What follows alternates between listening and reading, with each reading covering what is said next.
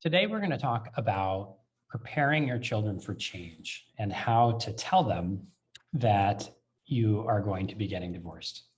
So the first thing is take your time. Don't rush into telling them things. There's this tendency when you know you're getting divorced to think, oh my God, we got to tell the children right away. We got to let them know things are changing. And the reality is your kids don't need to know until they need to know. And it's not at the beginning.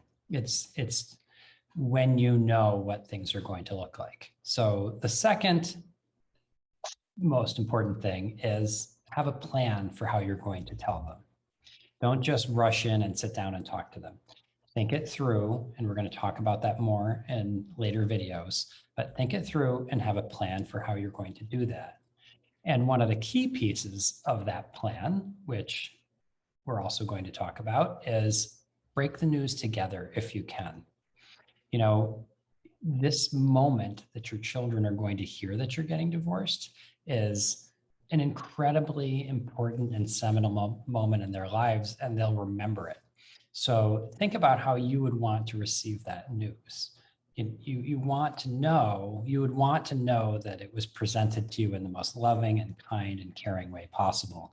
And not everybody can break the news together. I understand that. But if you and your partner are able to do that, it will mean the world to them to know that they don't have to pick sides. This isn't about mom versus dad. This is just both of us explaining that changes are coming. So the next most important thing to think about is keep it simple.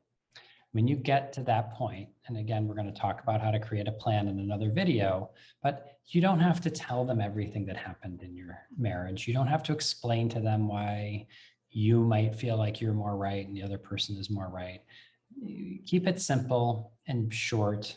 Obviously, how much you share with them depends a lot on their age and what kind of person they are and how they might receive the news, which you know better than anybody else, but keep it simple.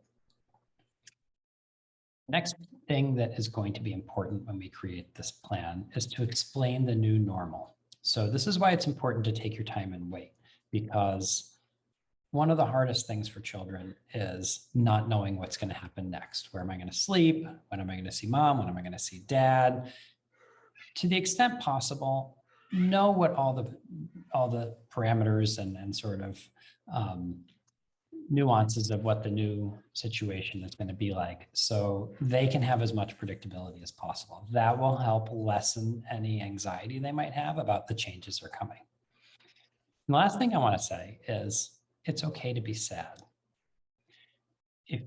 When you get to that point and you share this with your children, if they start to cry, if they start to get sad, let them be sad. Don't tell them not to cry. Cry with them if you need to. You can hold them, you can hug them, and let those feelings flow as they need to flow. Because the sooner they're able to express those feelings, the sooner they're going to be able to process them and move forward. So that's a summary of how we're going to prepare our children for change. And I look forward to sharing more in the next video. See you soon.